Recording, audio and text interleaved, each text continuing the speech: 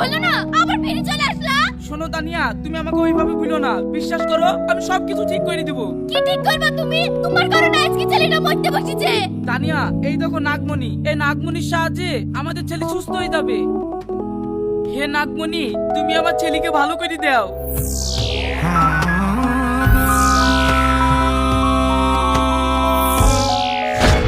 মামা, দেখো আমি একদম সুস্থ হয়ে গেছি।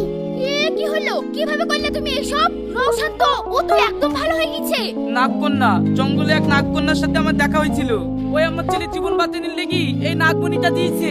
কিন্তু হঠাৎ ও তোমাকে নাগমণি দিল কেন? ঠিক আছে দাও, আমি এই নাগমণিটা তুলে রাখি।